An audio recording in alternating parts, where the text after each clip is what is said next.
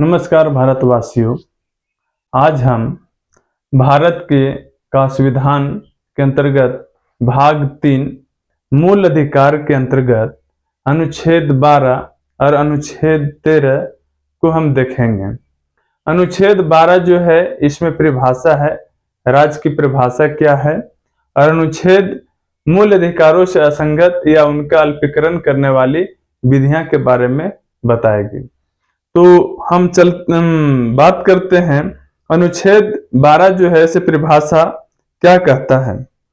इस भाग में जब तक कि संदर्भ से अन्यथा उपेक्षित न हो, राज्य के अंतर्गत भारत की सरकार और संसद तथा राज्यों में से प्रत्येक राज्य की सरकार, विधानमंडल, भारत के राज्य क्षेत्र के भीतर या भारत सरकार के नियंत्रण के अधीन सभी स्थानीय और अन्य प्राधिकारी हैं।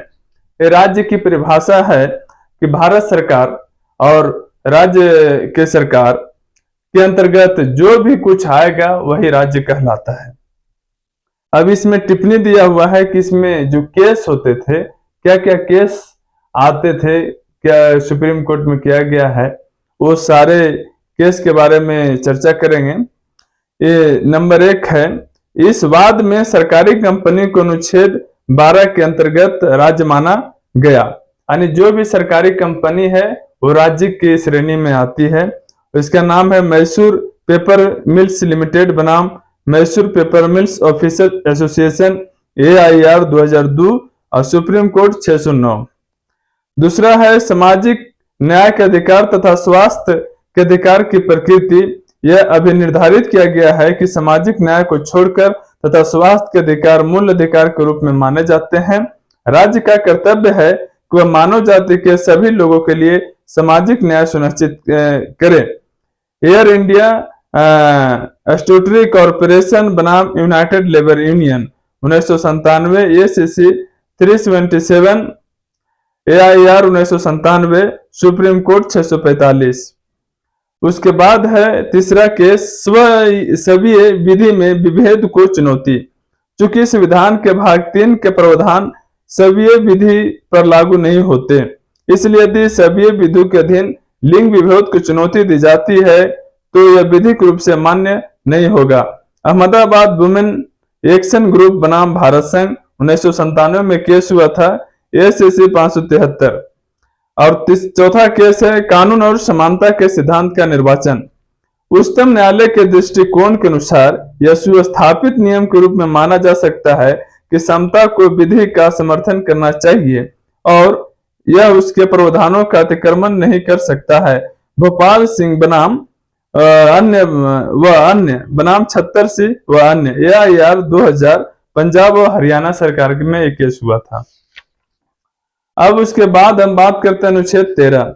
अनुच्छेद 13 क्या कहता है? मूल अधिकारों से असंगत या उनका अल्पीकरण करने वाली विधियां।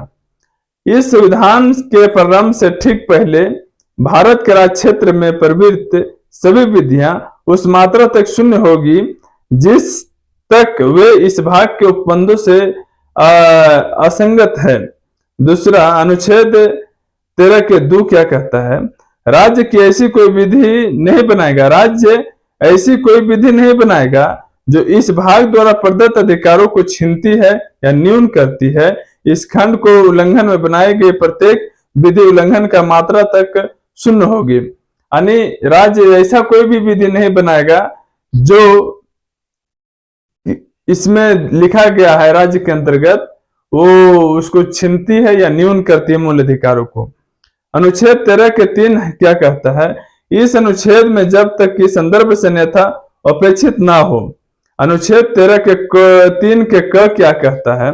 विधि के अंतर्गत भारत के राज्य क्षेत्र में विधि का बल रखने वाला कोई अध्यादेश, आदेश, उपविधि, नियम, विनियम, अधिसूचना, रूढ़ि या प्रथा है।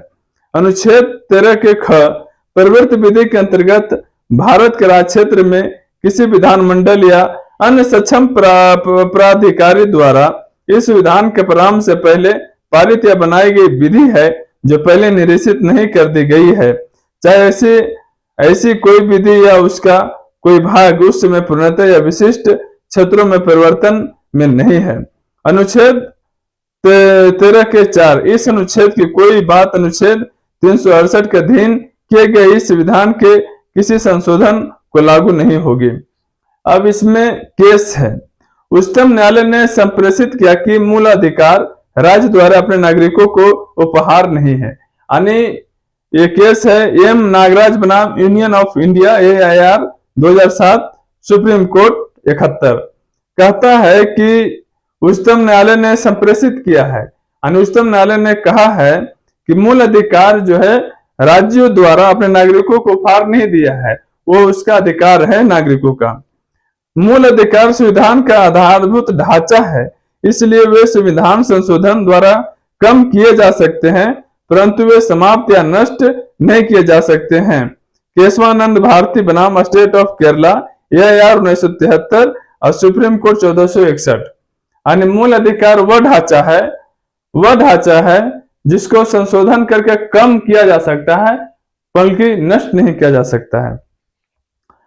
उसके बाद केस है उच्चतम न्यायालय ने स्पष्ट किया है कोई व्यक्ति संविधान द्वारा भाग 3 में उससे प्रदत्त मूल अधिकारों में से कोई भी अधिकार छोड़ नहीं सकता, क्योंकि मूल अधिकार अभी व्यक्ति विशेष के हित हेतु है, तथापि लोक नीति के आधार पर संविधान में रखे गए हैं। के कोचियनी बनाम state of Madras AIR 1959 SC 725।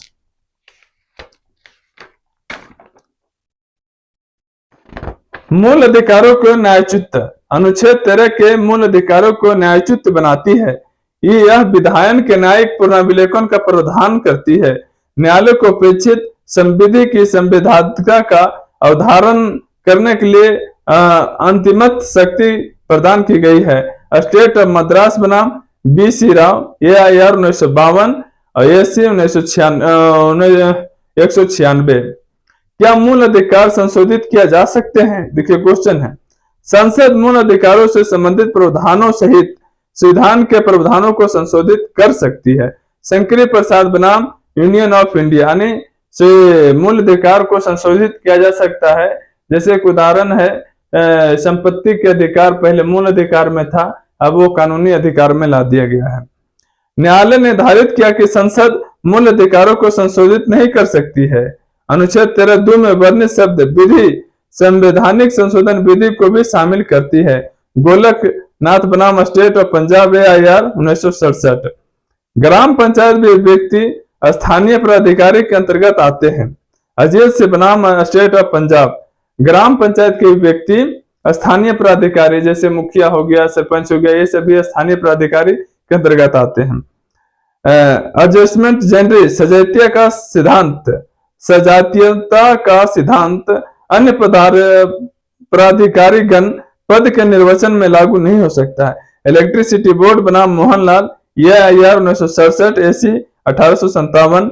उज्जम by बनाम state of UP AIR 1963 SC 1621। मूल अधिकारों का त्याग। उच्चतम न्यायालय ने अपना दृष्टिकोण दिया है कि भारतीय संविधान के भाग 3 में किसी व्यक्ति को किए गए मौलिक अधिकारों में किसी भी अधिकार का वह त्याग नहीं कर सकता है। ओल्गा तेलिस बनाम बॉम्बे कॉर्पोरेशन AIR 1986। संविधान के विरुद्ध विबंध लागू नहीं किए जा सकते, इसलिए किसी व्यक्ति को उसके कार्य के आधार पर संविधान के भाग 3 के अंतर्विष्ट मूल अधिकारों में से किसी का त्याग कर दिया जाना बहवत नहीं किया जा सकता है। ओल्गा तेलिस बनाम बॉम्बे कॉर्पोरेशन AIR 1986 SC 180। क्या व्यक्तिगत विधि द्वारा विधि अनुच्छेद 13 के अंतर्गत है?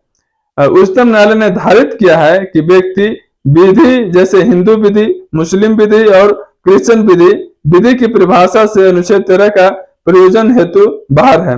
अहमदाबाद वुमेन एक्शन ग्रुप बनाम union of India AIR 1997 SC 3614।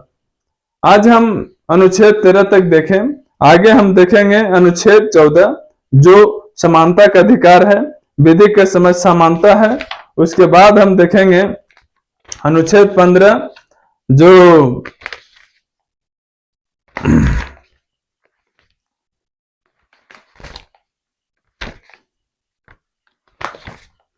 धर्म, मूल वंश, जाति, लिंग या स्थान, जन्म स्थान के आधार पर विभेद का प्रतिषेध करता है। और उसके बाद हम इसी तरीका से मूल अधिकार हम पढ़ेंगे। अनुच्छेद 13 और 14, 12 और 13 आज समाप्त हुआ। जय हिंद, जय भारत, नमस्कार।